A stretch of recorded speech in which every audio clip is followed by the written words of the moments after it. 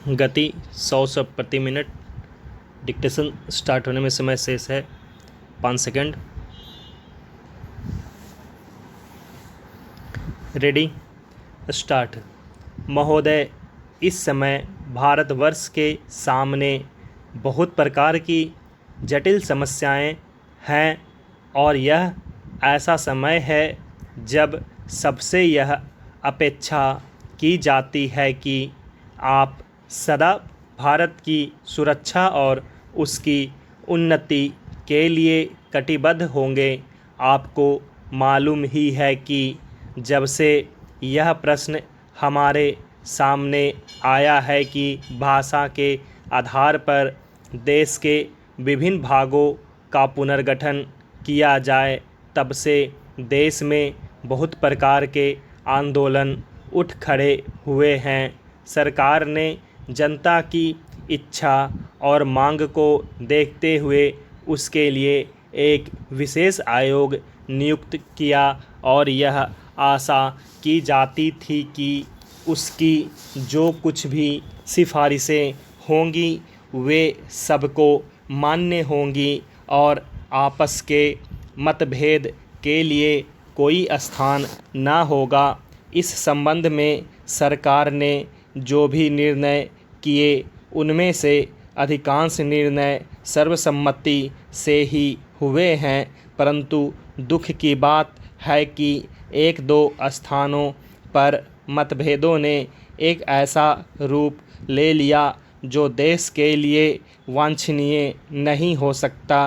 दुर्भाग्यवश आपका यह क्षेत्र भी उन क्षेत्रों में से एक है। मुझे इस बात की बहुत प्रसन्नता है कि आपने भारत सरकार के साथ सदा सहयोग करने और हर प्रकार से उसके निर्णय को मानकर देश के सुगठित प्रशासन में हाथ बटाने का विश्वास दिलाया है। जब किसी देश के सामने बड़े बड़े प्रश्न उपस्थित होते हैं तो उनमें से कुछ बातों पर मतभेद हो जाना स्वाभाविक ही है।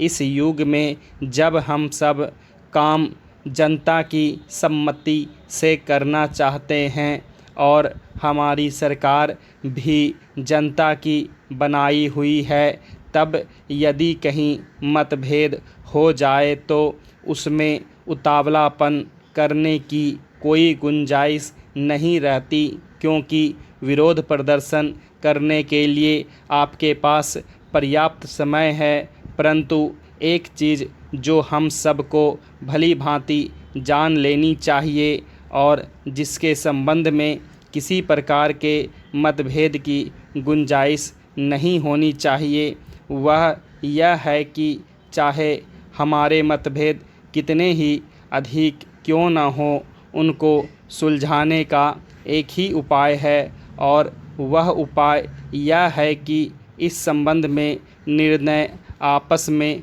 बातचीत करके तथा एक दूसरे को समझा बुझा कर किए जाएं, डंडों और पत्थरों से नहीं।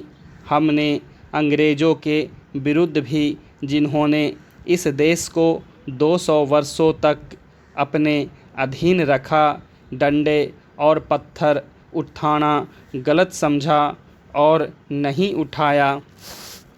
महोदय, तो क्या आपस के छोटे मोटे झगड़ों के लिए हम डंडे और पत्थरों का उपयोग करेंगे और एक दूसरे की भावना, उनकी प्रसन्नता और उनके विचारों का ध्यान नहीं रखेंगे?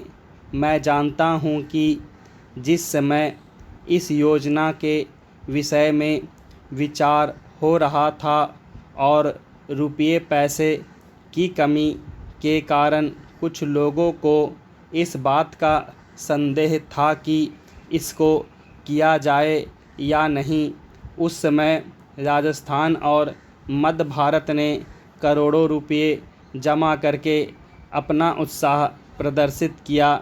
इससे लोगों में केवल उत्साह को ही प्रोत्साहन प्राप्त नहीं हुआ, बल्कि उनमें सहयोग की भावना का भी विकास हुआ, क्योंकि इतना बड़ा काम यदि ऐसी भावना पर नहीं तो और किस भरोसे पर हाथ में लिया जा सकता था।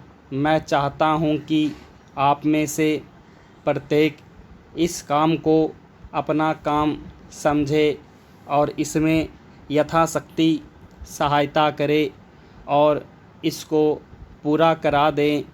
कल मैंने सुना और मुझे यह देखकर प्रसन्नता भी हुई है कि आप लोगों ने यहाँ पर किसी एक ही स्थान से नहीं बल्कि सारे भारतवर्ष से आदमियों को बुलाया है और वे आकर काम कर रहे हैं।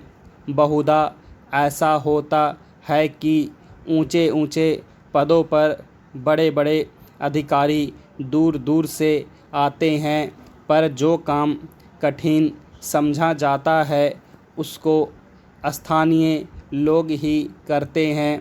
इसके विपरीत मैंने यहाँ यह भी देखा कि केवल ऊंचे पदों पर ही नहीं बल्कि पत्थर तोड़ने तथा पत्थर काटने जैसा ठेठ मजदूरी का काम, जो कठिन काम होता है, मद्रास से लोग आकर कर रहे हैं।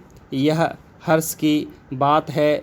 वे तो मजदूरी के लिए ही आए हैं, परंतु इतनी दूर से आने जाने में उनको सारे देश का ज्ञान हो जाएगा और जितने दिन वे यहाँ रहेंगे उनका यहाँ के लोगों से प्रेम और संपर्क पैदा हो जाएगा, जो सारे देश के लिए अत्यंत आवश्यक है।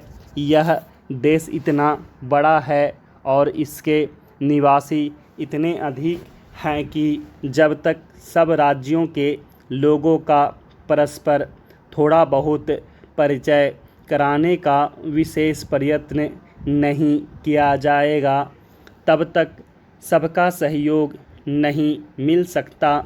हमारे पूर्वजों ने इस सारे देश को सदा ही एक माना और इसीलिए जब शंकराचार्य जी ने दिग्विजय की तो उन्होंने हिंदुस्तान के चारों कोनों में 4 मठ स्थापित किए। प्रत्येक स्त्री पुरुष के लिए चारों मठों का दर्शन करने का महात्म्य है। स्टॉप।